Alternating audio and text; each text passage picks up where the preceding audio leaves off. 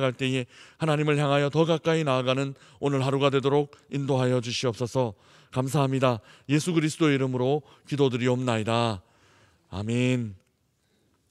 감사합니다. 오늘 하나님께서 우리에게 주시는 말씀은 사도행전 11장 1절에서 10절까지 말씀입니다. 사도행전 11장 1절에서 10절까지 말씀, 우리 IORC 128면에 있습니다. 사도행전 11장 1절에서 10절까지 말씀 우리 함께 한 목소리로 봉독하겠습니다. 이것은 하나님의 말씀입니다. 유대에 있는 사도들과 형제들이 이방인들도 하나님의 말씀을 받았다 함을 들었더니 베드로가 예루살렘에 올라갔을 때에 할례자들이 비난하여 이르되 내가 무할례자의 집에 들어가 함께 먹었다 하니 베드로가 그들에게 이 일을 차례로 설명하여 이르되 내가 요빠시에서 기도할 때에 황홀한 중에 환상을 보니 큰 보자기 같은 그릇이 내 귀에 매어 하늘로부터 내리어 내 앞에까지 드리워지거늘 이것을 주목하여 보니 땅에 네 발 가진 것과 들짐승과 기는 것과 공중에 나는 것들이 보이더라. 또 소리 있어 내게 이르되 베드로야 일어나 잡아 먹으라 하거늘 내가 이르되 주님 그럴 수 없나이다. 속되거나 깨끗하지 아니한 것은 결코 내 입에 들어간 일이 없나이다 하니 또 하늘로부터 두 번째 소리 있어 내게 이르되 하나님이 깨끗하게 하신 것을 내가 속되다고 하지 말라 하더라. 이런 일이 3번 있은 후에 모든 것이 다시 하늘로 끌려 올라가더라. 아멘. 오늘 본문은 원래 내일 본문까지 이어지는 하나의 이야기입니다. 이틀에 걸쳐서 가이사랴의 성령 강림을 목격하고 예루살렘으로 돌아와 이 일을 보고한 이야기를 함께 살펴보겠습니다. 어제 말씀드린 것처럼 하나님의 계획은 굉장히 섬세하십니다. 우리가 생각했던 것뿐만 아니라 우리가 미처 생각하지 못했던 것까지도 하나님은 그 계획 안에 포함시키시고 그 하나님의 일을 진행할 때에 어려운 일이나 또 문제가 발생하지 않도록 하나님은 섬세하게 또 세심하게 살펴주십니다. 사실 하나님의 계획은 섬세한 정도가 아니라 완전하십니다.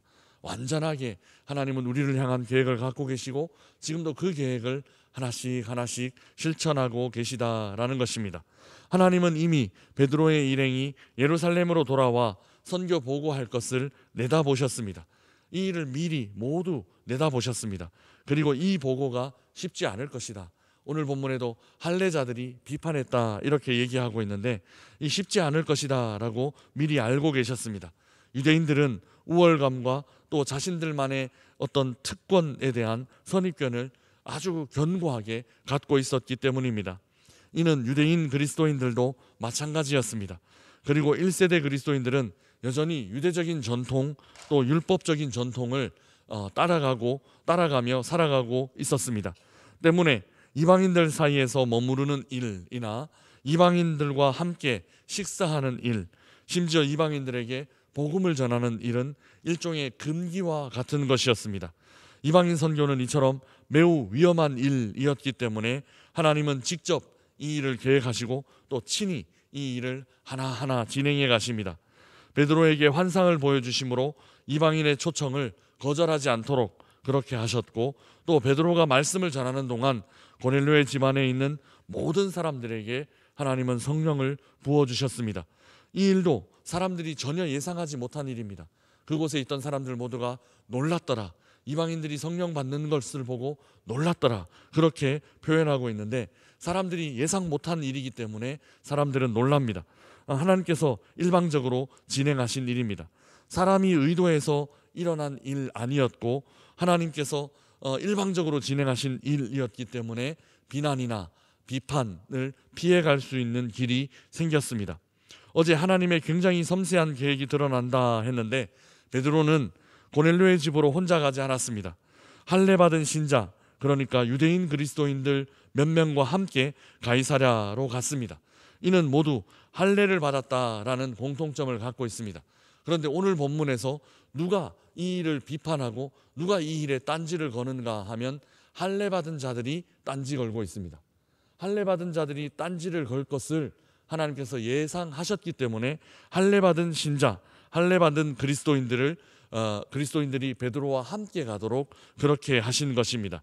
유대인들 입장에서는 객관적인 증거를 할 수 있는 사람들입니다. 이들이 바로 고넬료의 집에서 성령이 임하는 장면을 목격했고 또 그 목격한 일을 증언하게 됩니다.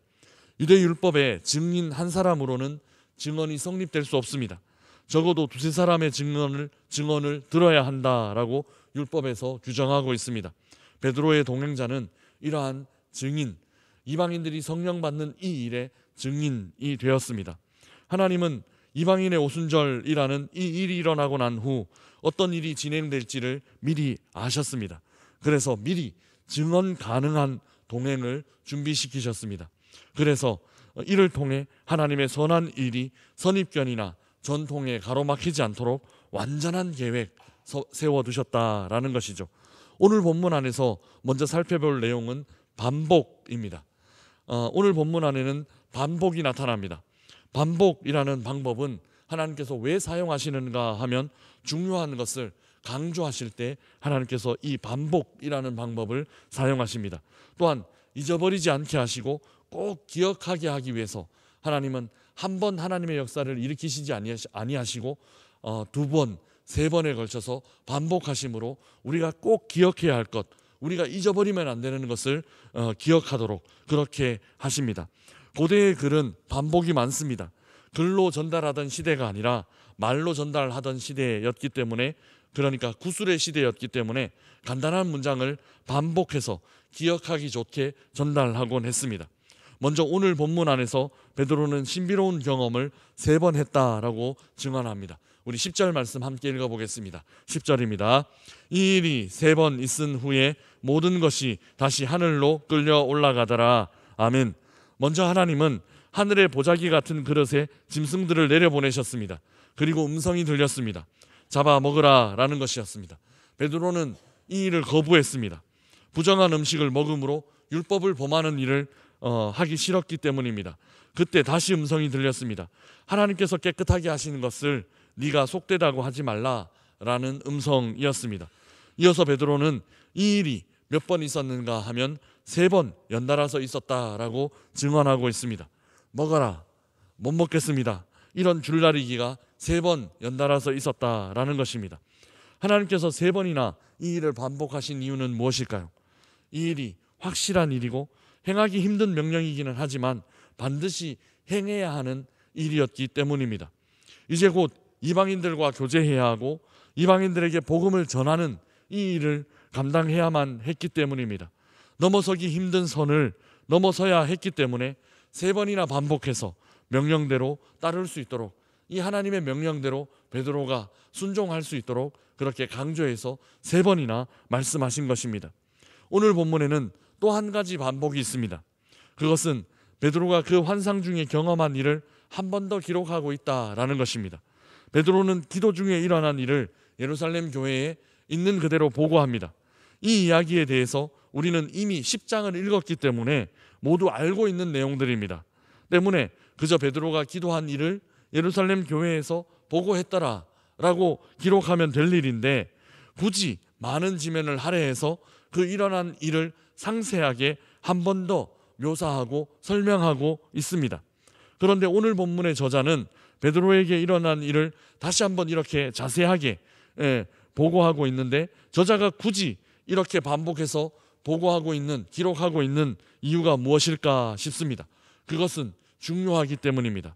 사도행전에는 바울이 다메섹으로 가는 길에 경험한 이야기, 그러니까 다메섹으로 가는 길 위에서 회심한 이야기를 총 3번 기록하고 있습니다.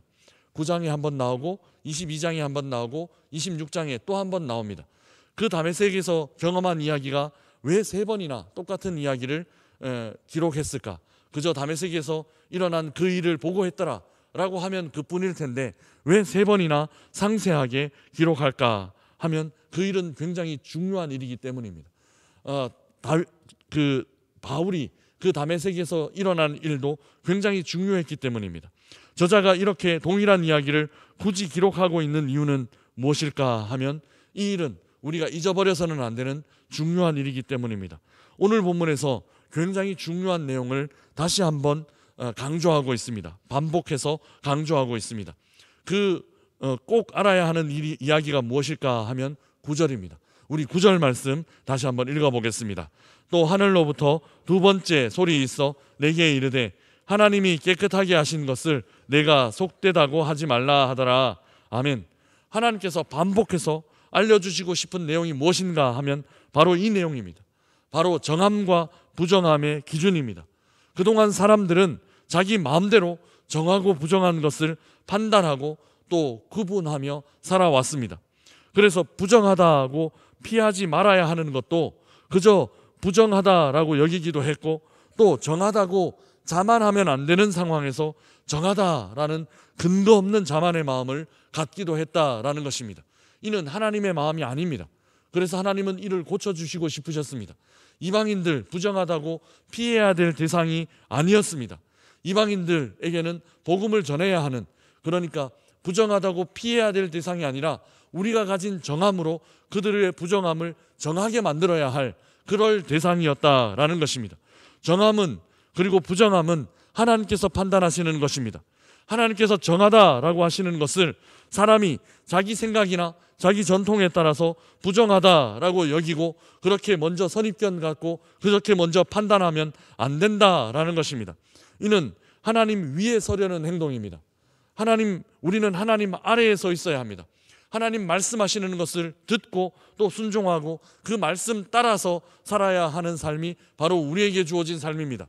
그런데 우리가 판단한 대로 그저 정합니다, 부정합니다, 저건 부정한 일이기 때문에 하나님의 명령이어도 할 수 없습니다, 이렇게 행동하는 일은 하나님 위에 서려는, 성경과 말씀 위에 서려는 행동이기 때문에 오히려 이 일이 부적절한 일입니다. 오히려 이 생각이 부적절한 생각이다라는 것입니다. 이방인 선교가 바로 여기서 시작됩니다. 정함이 부정함으로 오염되지 않으려는 노력과 전통, 이런 생각 안에만 갇혀 있으면 선교는 일어나지 않습니다. 우리 교회는 전도하는 교회이고 우리 교회는 선교하는 교회입니다. 내가 갖고 있는 이런 정함을 그저 유지하려고만 할 때는 전도나 선교의 발걸음은 이어지지 않는다라는 것입니다. 그저 우리 안에서 그 정함 나누어 먹고 그냥 나누고 사는 그 정도로 그냥 머물러 있는 그런 교회가 될 뿐입니다. 그러나 하나님은 전도하기를 원하십니다. 그러나 하나님은 선교하기를 원하십니다. 그 전도와 선교를 통해 우리 안에 있는 복음, 우리 안에 있는 깨끗함, 우리 안에 있는 선함이 그렇지 않은 사람들에게 전해지기를, 그렇지 않은 사람들에게 나누어지기를 원하는 것이 하나님의 마음이다라는 것입니다. 하나님은 우리를 통해서 복음 전하기를, 우리를 통해서 복음을 알지 못하는 사람들이 복음 듣게 되기를 원하십니다. 부정함을 정함으로 바꾸려는 아버지의 마음, 아버지의 뜻이 이 이방인 선교의 핵심입니다. 한 영혼이라도 더 정함으로 나오게 되는 것, 한 영혼이라도 더 이 복음 듣고 복음 안으로 들어오게 되는 것, 이것이 아버지의 마음, 아버지의 뜻이라는 것입니다. 반복해서 하나님은 이 마음을 강조하고 있습니다. 사람의 눈으로 정함이나 부정함을 판단하지 말아라 라는 것이죠. 정함과 부정함은 하나님께서 판단하시는 것이다 라는 것이죠. 또 한 가지, 가능하다 불가능하다 라는 것도 하나님께서 판단하시는 것이지 너희들이 마음대로 판단할 것이 아니다 라는 것입니다. 가능하다 불가능하다는 하나님께서 하나님의 능력으로 판단하시는 것입니다. 사랑하는 명선의 가족 여러분, 하나님께서 정하다 하신 것을 내가 임의대로 속되다 판단하지 마시기 바랍니다.